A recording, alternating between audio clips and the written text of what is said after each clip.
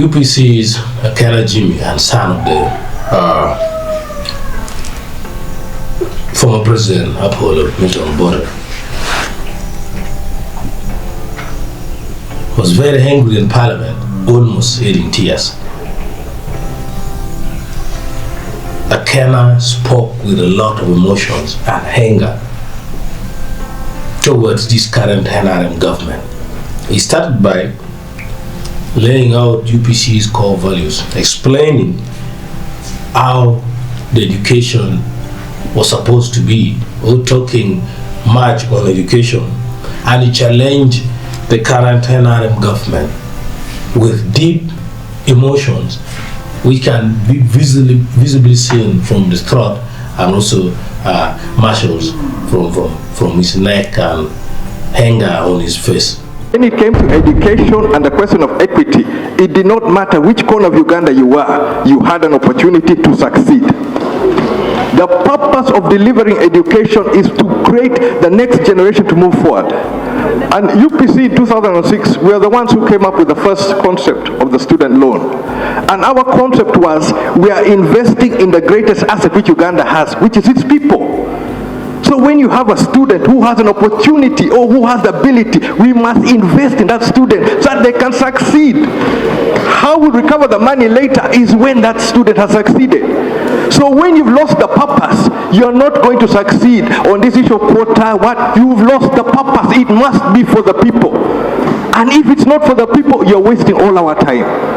I should be saying this on a campaign trail, but I'm tired here. I am tired because people are not comfortable with such a message. And Uganda is ready for this message. I am seeing the front bench here looking as if they've been struck by lightning, speechless. But Mr. Speaker, I have made it clear that in this campaign, even if you decide to lock me out, I'm not going quietly. I am not going quietly, and the facts which are necessary for the development of Uganda are going to be heard. Whether you lock up Akena, whether you refuse Akena, I am going to make sure that those facts are heard and that the people of Uganda get a better deal. We cannot keep going around in circles. Equity. Do you understand equity? They don't seem to understand equity. And therefore, as we come to an election, we must be able to have a conversation which moves us forward. Akena is still in the waiting room. I am ready to run. Even if it is tomorrow, I am going to deliver a message of hope for the people of Uganda. We cannot continue this way.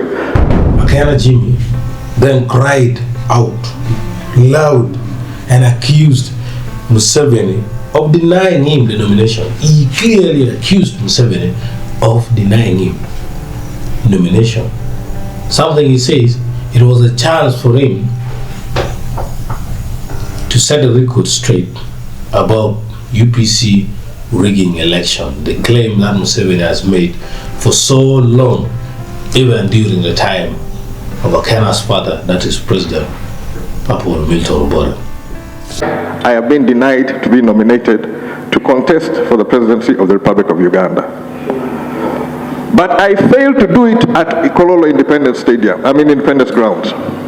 Reason being, Kololo is where the Union Jack went down and the Uganda flag went up. And the person who was there to receive the instruments of power was my father. So it was not going to be possible to see Akena kneeling in Kololo when the national anthem for Uganda is being played. But that doesn't mean I'm not hurt.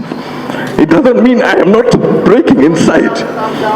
Please, I am asking this one, and I'm asking you people at the front bench, tell the president, stop this. It's wrong. It is wrong. UPC has been accused of rigging elections. This is a chance I have as Jimmy Akena to set that record straight. You won't even let me get past the gate. Is this an election or is this a farce? I'm ready to go through this for the sake of the people who support me, for the sake of UPC who has representatives here. But injustice and what you're doing is wrong. The Honorable Jimmy Akena and I were born in the same year. I use shea butter.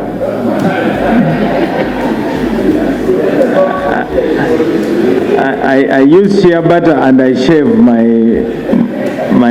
chin.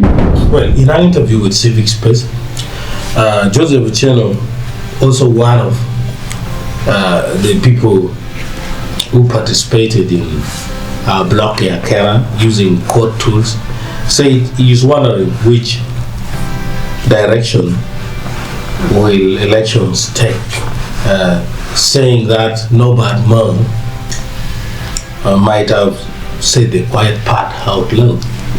That's what Ucheno is saying, that for him he wonders what direction is this Uganda's election taking, and he believes that no bad man might have really said the truth.